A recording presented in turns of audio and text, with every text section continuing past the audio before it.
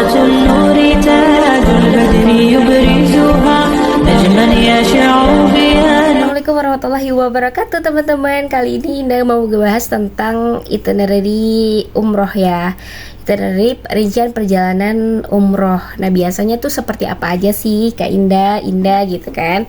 Nah Indah mau ngebahas tentang salah satu contoh itinerary aja ya teman-teman. Jadi contohnya misalkan di tanggal teman-teman berangkat nanti atau yang udah lalu deh ya, teman-teman berangkat tanggal 1 sampai tanggal 9 Mei tahun 2024 kemarin misalkan ya, menggunakan pesawat Garuda Indonesia dari Indonesia. Jadi dari Indonesia menggunakan pesawat Garuda Indonesia, nanti kumpul di mana sampai dari pertama keberangkatan sampai nanti kepulangan tuh seperti apa sih rincian perjalanannya ini. Biasanya mudah-mudahan ya video ini jadi gambaran besar gitu untuk teman-teman bahwa oh ternyata perjalanan dan rincian perjalanan umroh itu seperti ini gitu ya. Nah kalau bisa sih teman-teman nanti sebelum teman-teman itu umroh gitu ya, daftar umroh atau pas daftar umroh nanti ditanyain aja tentang rincian perjalanannya tuh seperti apa gitu ya. Jadi biasanya akan dikasih kok itinerary-nya. Oke, nanti nih biasanya di itinerary tersebut itu ada tulisan keberangkatan, berangkat di tanggal 1 sampai kepulangan tanggal 9 atau ketibaan di Indonesia di tanggal 9 Mei tahun 2024. Nah, nanti akan diberitahukan pesawatnya itu pesawat apa. Contoh kalau pesawatnya pakai Garuda Indonesia, maka biasanya itu pesawatnya itu tidak transit tapi langsung direct.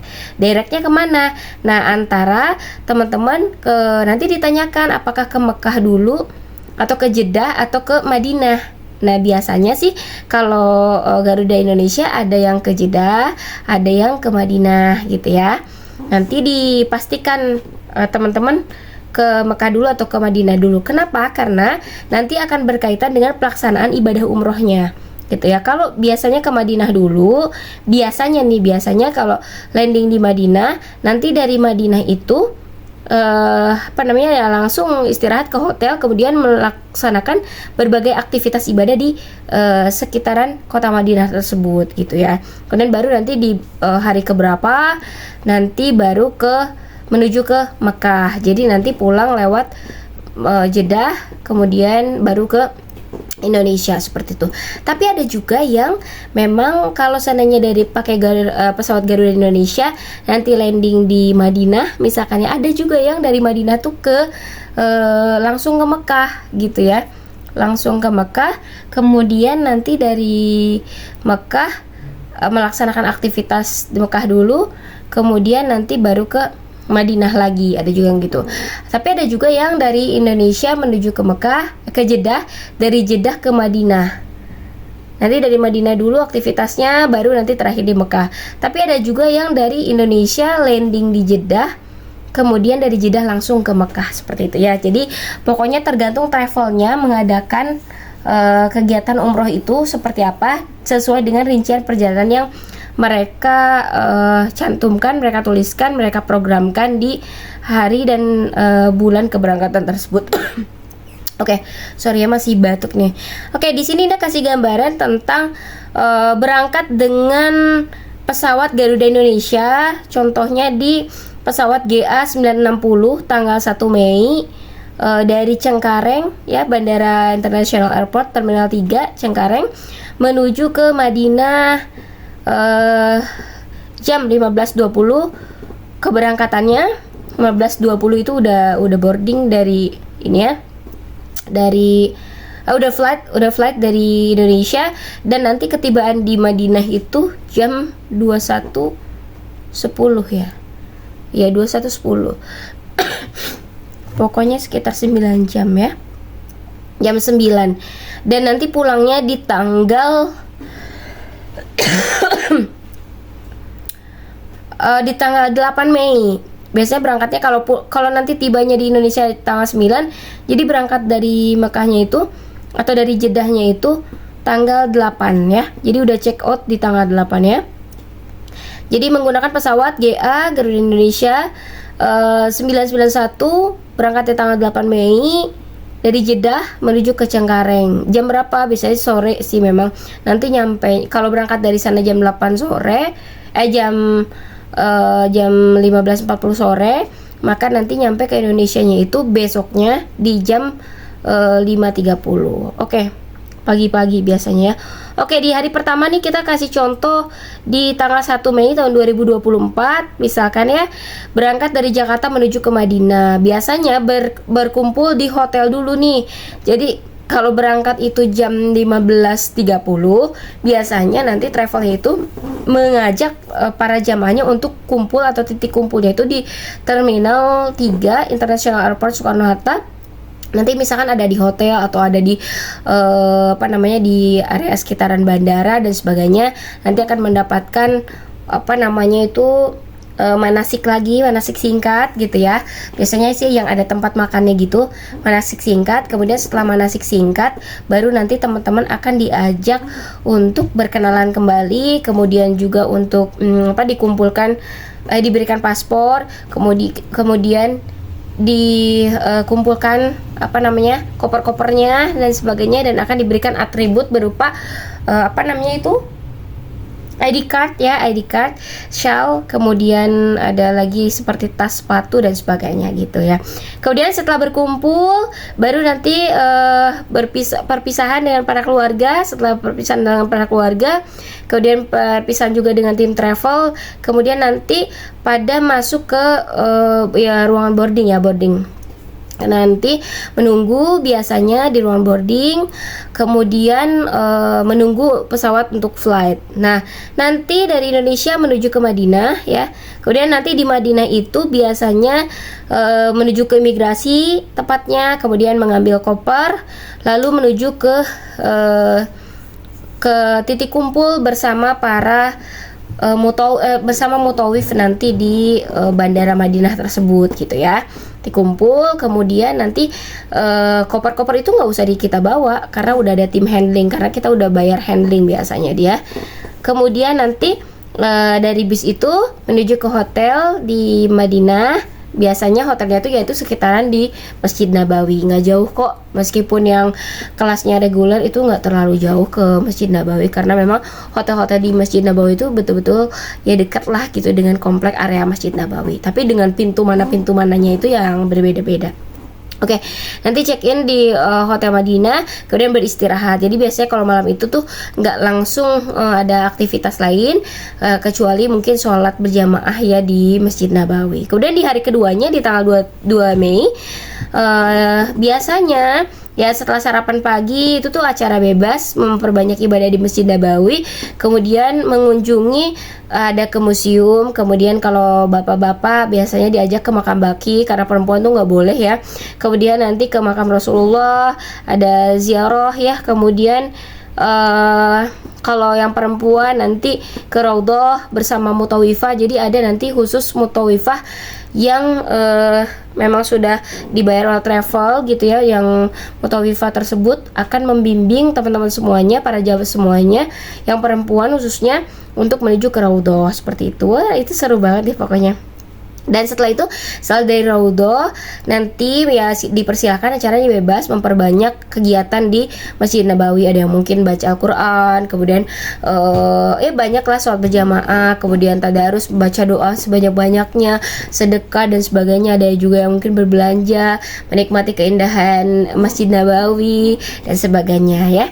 Dan hari besoknya di tanggal 3 Mei, biasanya itu nanti travel mengajak untuk city tour. Jadi city tour kota Madinah, nanti diajak ke Jabal Uhud, Jabal Rumat ya, di kompleks sekitaran itu. Kemudian nanti ke Masjid Kuba, kemudian nanti ke pasar kurma juga ya, itu seru banget pokoknya. Nanti di pasar kurmanya tuh nggak cuma satu, biasanya ada beberapa pasar kurma yang jadi rekomendasi dari mutawif atau yang jadi rekomendasi dari si supir bisnya di kota Madinah itu ya. So, terus juga nanti langsung ke hotel, pulang, terus memperbanyak ibadah di Masjid Nabawi. Nah, biasanya nanti ada ustadznya sama mutawifnya itu mengajak ke masjid-masjid sekitar area Masjid Nabawi. Ada Masjid Gomama, ada Masjid Abu Bakar, Masjid Ali bin Abi Thalib dan sebagainya. Itu diceritakan tentang kisah-kisah dan sejarahnya seperti itu di sekeliling itu.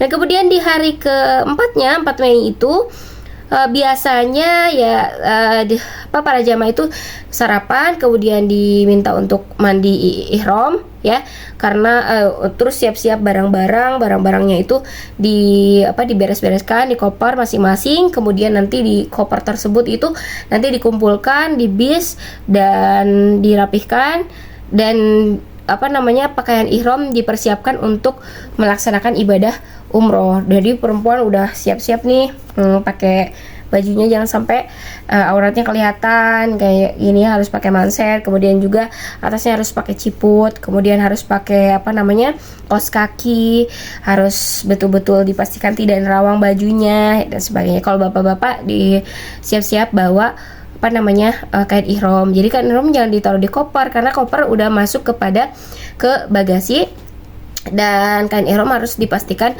ada di luar koper gitu ya.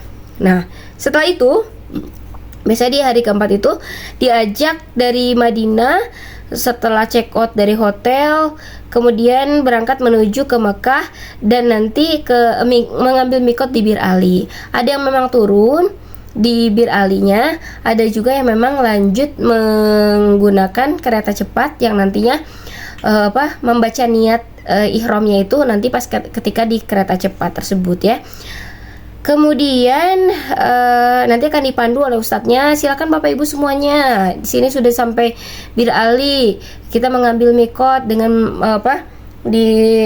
pokoknya mutawif sama ustadznya akan membimbing kita, memandu kita tentang bagaimana cara mengambil mikot dan membaca niat hari itu. Kemudian setelah perjalanan dari Madinah menuju ke Mekah, nah di Mekah biasanya para jamaah dipersilakan untuk ke hotel dulu, menyimpan barang-barang, kemudian boleh ada yang bersih-bersih dan wudhu dulu dan sebagainya, tapi dipastikan larangan ihramnya tidak dilanggar ya. Seperti itu. Kemudian ya setelah itu melaksanakan ibadah umroh sesuai dengan rukun-rukunnya sampai tuntas, sampai selesai deh gitu kan ibadah umrohnya, dan dipersilakan untuk memperbanyak ibadah di Masjidil Haram gitu. Dan barulah di hari esoknya, biasanya kalau misalkan hari Jumat dipersilakan untuk ya acaranya free, memperbanyak kegiatan di Masjidil Haram, kemudian dipersilakan untuk sholat Jumat di Masjidil Haram seperti itu. Tapi ada juga sih beberapa travel yang mengadakan ketika Jumat itu city tour ke kota Mekah, kemudian nanti ngambil mikot di Masjid Aisyah atau di Masjid Jirona seperti itu ya. Kemudian di hari berikutnya di tanggal 6 itu biasanya persiapan ziarah kota Mekah. Jadi kalau di hari Jumat itu teman-teman kosong, maka ya sholat Jumat di Masjidil Haram, dan hari berikutnya maka ada city tour atau ziarah kota Mekah. Jadi nanti diajak ke Padang Arafah, dilihatkan ini Padang Arafah, kemudian ini Jabal Rahmah, kemudian ini ke Mina, Muzdalifah, sambil mengedukasi para jamaah agar termotivasi untuk ibadah haji. Kalau ada yang sudah pernah haji ya mungkin mengulang kembali memori-memori hajinya itu seperti apa ya. Kemudian nanti akan diajak untuk mengambil mikot untuk melaksanakan ibadah umroh yang kedua gitu ya. Kalau misalkan ada yang mau membadalkan atau yang mau umroh untuk dirinya sendiri ya disilahkan, karena tadi kan dikatakan bahwa antara umroh yang pertama dengan umroh kedua insyaallah digugurkan segala bentuk dosa-dosanya ya. Kemudian di hari selanjutnya yaitu tawaf wada,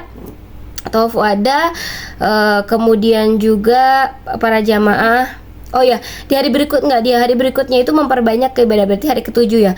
Di hari berikutnya, hari ketujuh, memperbanyak di ibadah di Masjidil Haram, atau biasanya kalau ada yang mau ke Taif disilahkan gitu ya. Nanti bareng-bareng ada yang mau ke Taif atau tergantung program yang disediakan oleh travelnya. Nanti ada ke Taif atau misalkan jalan-jalan ke pasar, beli oleh-oleh dan sebagainya ya. Di hari berikutnya, hari kepulangan di tanggal 8, nah itu biasanya atau wafada, kemudian persiapan untuk check out, kemudian sholat dan mengunjungi Balad Kornis ya. Jadi Balad Kornis dan juga ke Masjid Qissos, tergantung nanti travelnya. Pokoknya nggak semua travel mengadakan program secara full gitu ya, melihat kondisi para jamaah, melihat juga programnya ini program reguler atau program premium atau VIP dan sebagainya gitu ya. Kemudian ya di sore harinya di tanggal 8 tersebut itu sudah ke bandara ya, dan sudah mau flight menuju ke Jakarta. Kemudian perjalanan sekitar 9 jam lebih. Di hari ke-9-nya itu 9 subuh di sini udah nyampe ke Indonesia gitu. Jadi biasanya subuh udah nyampe, kemudian nanti sekitar jam 7 itu perpisahan antara para jamaah dengan travel dan penjemputan para jamaah gitu. Oke, itu saja mungkin itinerary umroh, salah satu contoh menggunakan pesawat Garuda Indonesia. Kemudian itu dia tidak transit tapi direct langsung dari Indonesia menuju ke Madinah, kemudian hari pertama sampai hari terakhir dan sampai kepulangan ke Indonesia. Oke. Dukung terus untuk ya Indah Hilbaria untuk terus membuat konten yang produktif, yang inovatif tentang ibadah haji dan umrah ini. Mudah-mudahan semakin semangat teman-teman untuk ke Baitullah. Terima kasih, see you next time. Wassalamualaikum warahmatullahi wabarakatuh.